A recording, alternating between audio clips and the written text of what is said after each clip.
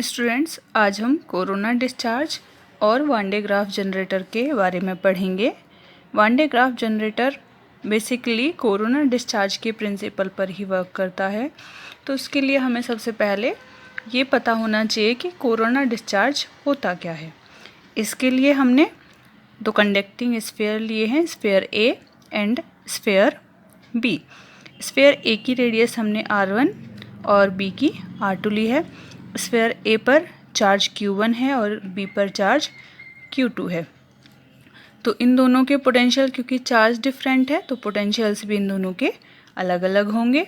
तब स्फीयर ए का पोटेंशियल होगा V1 is equals to 1/4 pi epsilon 0 Q1 R1। दूसरे का होगा V2 is equals to 1/4 pi epsilon 0 Q2 R2। ठीक, अब ये तो कब था पोटेंशियल दोनों का अलग अलग, जबकि दोनों एक दूसरे से अलग थे, सेपरेटेड थे, यानी कि आइसोलेटेड थे।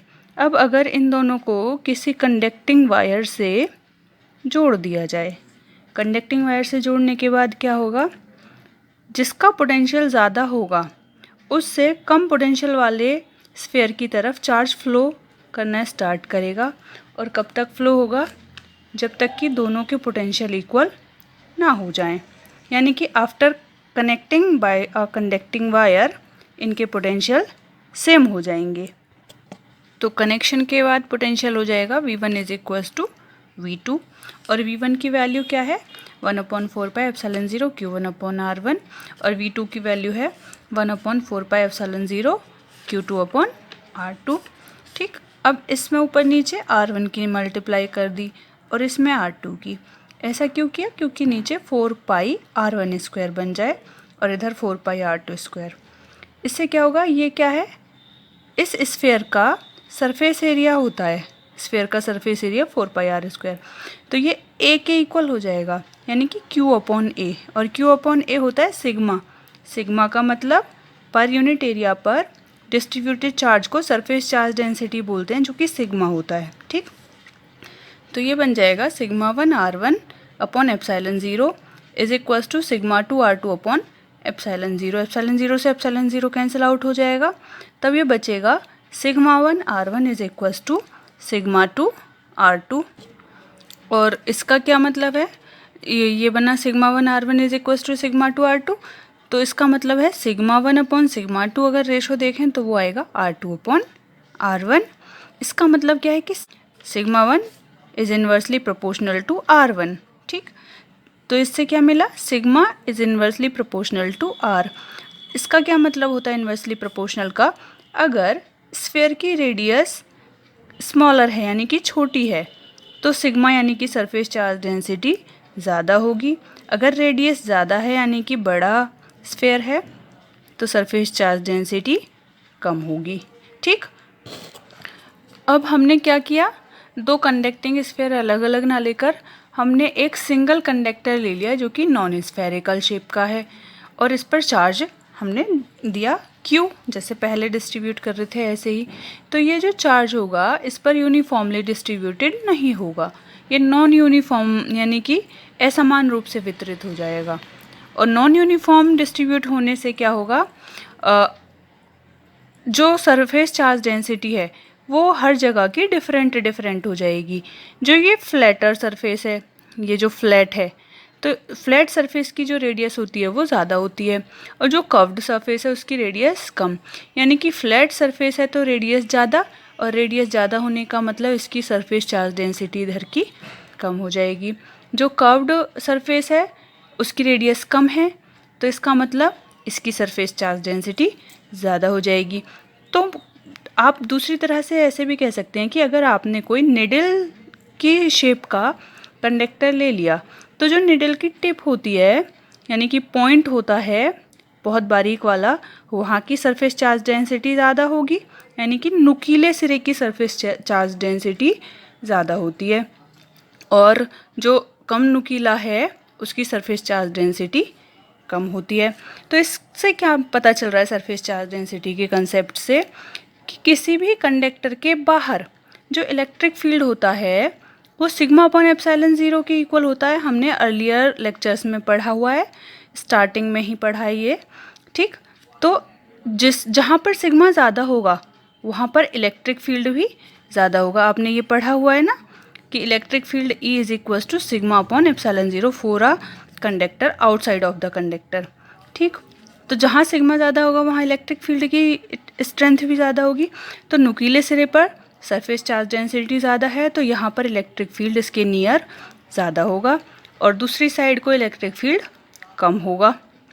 जब इधर इलेक्ट्रिक फील्ड कम है इधर ज़्यादा है तो जहाँ पर इलेक्ट्रिक फील्ड ज़्यादा होगा वो क्या करेगा, अपने आसपास के मीडियम में डाइलेक्ट्रिक ब्रेकडाउन करेगा, यानी कि परावैद्युत भंजन होगा। डाइलेक्ट्रिक ब्रेकडाउन होता क्या है कि जब किसी डाइलेक्ट्रिक मीडियम को यानी कि परावैद्युत पदार्थ को इलेक्ट्रिक फील्ड में रख देते हैं तो क्या होता है, उसके जो पॉजिटिव और नेगेटिव पार्टिकल्स होते हैं वो किसी एक पर्टिकुलर डिस्टेंस पर विस्थापित हो जाते हैं, सेपरेट हो जाते हैं। नेगेटिव चार्ज पॉजिटिव चार्ज की तरफ आ जाता है, कंडक्टर के चार्ज की तरफ, और पॉजिटिव उससे दूसरी तरफ रिपेल हो जाता है। अब जब इलेक्ट्रिक फील्ड की स्ट्रेंथ और ज़्यादा बढ़ाएंगे तो वो जो डिस्टेंस है वो और ज़्यादा बढ़ जाएगी, यानी कि बहुत ज़्यादा इलेक्ट्रिक फील्ड होने पर जो पार्टिकल्स हैं वो आयंस की फॉर्म में, पॉजिटिव और नेगेटिव फॉर्म में अलग अलग टूट जाएंगे। तो उससे क्या होगा, एयर जो नेगेटिव पार्टिकल्स हैं वो इससे अट्रैक्ट कर लिए जाएंगे और न्यूट्रलाइज हो जाएंगे और पॉजिटिव पार्टिकल्स एयर में रह जाएंगे। यानी कि दूसरी तरह से कहें तो इस कंडक्टर से पॉजिटिव चार्ज एयर में लीक होना शुरू हो जाएगा इस नुकीले सिरे से। तो इस तरह के इसको यानी कि एयर भी क्या हो जाएगी, कंडक्टिंग हो जाएगी, एयर में चार्ज फ्लो होना शुरू हो जाएगा, एयर कंडक्टिंग बन जाएगी। तो इस तरह के प्रोसेस को डाइलेक्ट्रिक ब्रेकडाउन कहते हैं। और नुकीले सिरे से क्या होगा, सबसे पहले चार्ज बाहर की तरफ लीक होना शुरू होगा then the flatter surface due to, और इस पूरे फिनोमिनन को हम क्या कहते हैं, इसे हम कहते हैं कोरोना डिस्चार्ज या कोरोना विसर्जन। नेक्स्ट टॉपिक है one day graph generator. One day graph generator एक ऐसी मशीन है जिसके द्वारा एक लार्ज इलेक्ट्रोस्टैटिक पोटेंशियल प्रोड्यूस किया जाता है जो कि फ्यू मिलियंस ऑफ वोल्ट्स के ऑर्डर का होता है। 1 मिलियन इक्वल्स टू होते हैं 10 टू द पावर 6 वोल्ट्स, इसलिए few millions approximately equal to 10 to the power 7 volt. ये जो हाई वोल्टेज होता है ये एक लार्ज इलेक्ट्रिक फील्ड प्रोड्यूस करता है जिसकी वजह से जो चार्ज्ड पार्टिकल होते हैं जैसे प्रोटॉन्स, आयंस, वो एक्सेलरेट किए जाते हैं, यानी कि उनकी वेलोसिटी, उनकी स्पीड इंक्रीज़ की जाती है जिससे कि उनकी एनर्जी इंक्रीज़ हो जाती है। और एनर्जी इंक्रीज़ करके फिर इनको एक पर्टिकुलर डायरेक्शन देके टारगेट्स पर हिट किया जाता है जिससे एक्सपेरिमेंट्स परफॉर्म किए जाते हैं। इसका प्रिंसिपल ये बेसिकली कोरोना डिस्चार्ज के प्रिंसिपल पर वर्क करता है। कोरोना डिस्चार्ज क्या होता है कि जब कंडक्टर होता है उसमें जो नुकीले सिरे होते हैं यानी कि पॉइंटेड एंड्स होते हैं, तो उन पॉइंटेड एंड्स की सरफेस चार्ज डेंसिटी ज़्यादा होने की वजह से जो चार्ज होता है नुकीले सिरों से सबसे पहले एयर में लीक होता है, इसे कोरोना डिस्चार्ज कहते हैं। दूसरा जो फिनोमिनन है जिस पर कि ये डिपेंड करता है वो ये है कि अगर हम किसी कंडक्टर को चार्ज देंगे वो चार्ज कंडक्टर के आउटर सरफेस पर यूनिफॉर्मली डिस्ट्रीब्यूट हो जाएगा। और नेक्स्ट इस बात पर डिपेंड करता है कि अगर आपके पास दो कंडक्टिंग स्फीयर्स हैं, एक की रेडियस कम है और एक की ज़्यादा है, तो जिसका और उनके पोटेंशियल्स डिफरेंट हैं, तो जिसका पोटेंशियल ज़्यादा होगा उससे हाई पोटेंशियल से लो पोटेंशियल की तरफ चार्ज फ्लो होगा। तो अगर एक की रेडियस कम है दूसरे की ज़्यादा है तो कम रेडियस वाले स्फीयर का पोटेंशियल ज़्यादा होता है और ज़्यादा रेडियस वाले स्फीयर का पोटेंशियल कम होता है। तो इसलिए कम रेडियस वाले स्फीयर की तरफ से चार्ज हाई जो लार्जर रेडियस है उस वाले स्फीयर की तरफ फ्लो करेगा अगर दोनों कंडक्टर्स को किसी कंडक्टिंग वायर से कनेक्ट कर दिया जाए। तो इनके पोटेंशियल्स को कुछ मैंने मेज़र करके दिखाया है यहाँ पर कि आपने क्या कर लिया, आपने कंसीडर कर लिया एक छोटा स्फीयर है, गोलीय चालक है ए, इसकी रेडियस है आर और इस पर स्मॉल आर और इस पर चार्ज है प्लस क्यू डिस्ट्रीब्यूटेड। ठीक, अब इसको एक बड़े हॉलो स्फीयर से आपने घिरा हुआ मान लिया है जिस हॉलो स्फीयर पर plus Q charge uniformly distributed है। रेडियस इसकी बड़े हॉलो स्फीयर की कैपिटल r है। तो जो आउटर स्फीयर होगा उसका पोटेंशियल होगा यहाँ से यहाँ तक की ये डिस्टेंस और ये चार्ज 1/4πε0 Q/r प्लस इस पर जो टोटल चार्ज एक तरह से है वो क्या हो गया, Q + Q हो गया एक तरह से, तो 1/4πε0 Q/r। ठीक, ऐसे ही इनर स्फीयर का पोटेंशियल VR = होगा ये वाला पोटेंशियल 1/4πε0 Q/r प्लस इस वाले चार्ज की वजह से पोटेंशियल। ठीक, अब दोनों का पोटेंशियल डिफरेंस देखेंगे तो इस टर्म से ये टर्म कैंसिल आउट हो जाएगी, ये टर्म्स बचेंगी दोनों, वो कुछ इस तरह से। अब एक चीज़ यहाँ पर देखिएगा, नोटिस करने वाली बात है कि अगर ये r की वैल्यू ज़्यादा होगी, ठीक, तो ये पूरी वैल्यू कम आएगी इसके कंपैरिजन में, तब ये नेगेटिव आएगा। अगर ये वाले r की वैल्यू ज़्यादा होगी और ये कम होगी, तो ये कम है तो इसकी वैल्यू ज़्यादा आएगी और ये ज़्यादा है तो इसकी वैल्यू कम, तब ये पॉजिटिव आएगा। यानी कि नीचे बड़ी संख्या होती है तो माइनस में तो जो वैल्यू होती है वो कम आती है और नीचे छोटी संख्या होती है तो वैल्यू ज़्यादा आती है, ये बात आप जानते हैं। तो यानी कि जो स्मॉल रेडियस वाला पोटेंशियल है वो हाई है, तभी ये पॉजिटिव आ सकता है पोटेंशियल। ठीक, यानी कि पॉजिटिव का मतलब हाई पोटेंशियल। तो स्मॉल रेडियस वाले स्फीयर का पोटेंशियल हाई होता है लार्जर रेडियस वाले स्फीयर से। तो जो चार्ज होगा वो इससे इस पर जाना शुरू हो जाएगा, फ्लो होना स्टार्ट होगा। वन डे ग्राफ जनरेटर की कंस्ट्रक्शन एंड वर्किंग देख लेते हैं। संरचना और कार्यविधि, ये कार्य कैसे करता है ये देख लेते हैं। इसकी कंस्ट्रक्शन कैसे होती है, ये एक हॉलो स्फीयर जो कि कंडक्टिंग स्फीयर है, ठीक, ये एक इंसुलेटिंग स्टैंड पर यानी कि अचालक स्टैंड पर ये रखा होता है। अब इसके बीच में यहाँ सेंटर पर एक पुली लगी होती है और एक पुली नीचे अर्थ के पास यानी कि इसके बॉटम में लगी होती है। ये पुली कनेक्ट रहती है एक बेल्ट से, इंसुलेटिंग बेल्ट से। ये जो बेल्ट होती है इंसुलेटिंग बेल्ट या तो सिल्क की या रबर की बनी होती है, या फिर ये कहो कि इस पर सिल्क या रबर का मटेरियल लगा होता है। और ये नीचे वाली पुली लगातार इलेक्ट्रिक मोटर से ड्राइव की जाती है, रोटेट कराई जाती है। जब ये रोटेट होगी तो बेल्ट रोटेट होना शुरू होगी, इस तरह से ये बेल्ट रोटेटिंग बेल्ट बन जाएगी। ठीक, इसके नीचे वाली पुली के पास में एक कॉम्ब शेप मेटेलिक कंडक्टर होता है। कॉम्ब शेप क्यों लिया, क्योंकि ये इसके पॉइंटेड एंड बन जाएंगे। मेटेलिक कंडक्टर है यहाँ पर जो कि सप्लाई सोर्स से यहाँ वोल्टेज दिया जाएगा यानी कि चार्ज दिया जाएगा इसको, ये चार्ज डिलीवर करेगा।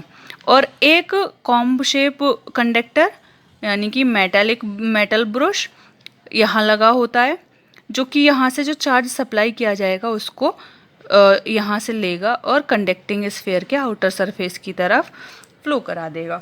इस तरह की इसकी कंस्ट्रक्शन है। इसकी वर्किंग क्या है, वर्किंग देख लेते हैं। सबसे पहले सप्लाई सोर्स से यहाँ से पॉजिटिव पोटेंशियल 10⁴ वोल्ट का के ऑर्डर का इसको मेटेलिक कॉम को दिया जाता है, जिसकी वजह से क्या होता है, इलेक्ट्रिक फील्ड प्रोड्यूस होता है। ये जो एज हैं, ये जो एंड है पॉइंटेड एंड, नुकीले सुई के जैसे सिरे, इनके पास का जो इलेक्ट्रिक फील्ड होता है वो बहुत ज़्यादा हाई हो जाता है। वो इतना हाई हो जाता है कि अपने पास की एयर में कोरोना डिस्चार्ज करता है। कोरोना डिस्चार्ज का फिनोमिना शुरू होता है कैसे, अब इतना ज़्यादा हाई इलेक्ट्रिक फील्ड हो जाएगा कि वो एयर में डाइलेक्ट्रिक ब्रेक डाउन करेगा। डाइलेक्ट्रिक ब्रेक डाउन का मतलब एयर डाइलेक्ट्रिक मीडियम है, उसके पार्टिकल्स को आयनाइज कर देगा, यानी कि नेगेटिव पार्टिकल अलग और पॉजिटिव पार्टिकल्स को अलग। जो एयर के नेगेटिव पार्टिकल्स होंगे, क्योंकि इधर से पॉजिटिव पोटेंशियल दिया जा रहा है हाई ऑर्डर का 10⁴ वोल्ट का, तो जो नेगेटिव पार्टिकल होंगे, कुछ पार्टिकल्स जो भी जितने भी नेगेटिव पार्टिकल होंगे इसके कुछ पॉजिटिव पार्टिकल से वो न्यूट्रलाइज कर दिए जाएंगे। बाकी पॉजिटिव चार्ज इस पर लगातार आ ही रहा है, तो जो एयर के पॉजिटिव पार्टिकल बचे वो रिपेल होंगे इससे, और रिपेल होने की वजह से वो बेल्ट की तरफ जाएंगे। अब ये क्योंकि ये मोटर से ड्राइव की जा रही है पुली इस तरह से, तो जो पॉजिटिव पार्टिकल हैं वो इस पुली के इसके बेल्ट के साथ ऊपर की तरफ जाएंगे। अब ये जब ऊपर की तरफ जा रहे हैं तो यहाँ पर एक दूसरा मेटेलिक कॉम्ब रखा हुआ है जो कि इसके बिल्कुल पास में है। वो क्या करेगा, यहाँ से इस चार्ज को लेगा और वो आउटर सरफेस पर क्योंकि इसका पोटेंशियल यहाँ से हाई है और इसका पोटेंशियल स्टार्टिंग में 0 था, तो वो हाई पोटेंशियल से लो पोटेंशियल की तरफ क्या करेगा, चार्ज को ट्रांसफ़र करेगा और इस आउटर सरफेस पर चार्ज डिस्ट्रीब्यूटेड हो जाएगा। इसका पोटेंशियल तब तक बढ़ता रहेगा जब तक कि ये एयर के फील्ड को ब्रेक डाउन ना कर दे।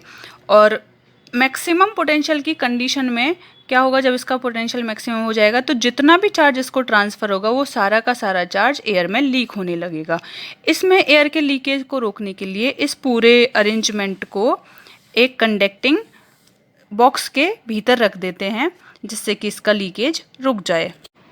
जब इसको बॉक्स के अंदर रख देंगे तो एयर में चार्ज लीक होना बंद हो जाएगा। फिर उस चार्ज को क्या करेंगे, डिस्चार्ज ट्यूब के थ्रू टारगेट पर हिट कराएंगे और टारगेट पर हिट कराकर एक्सपेरिमेंट परफॉर्म किए जाते हैं।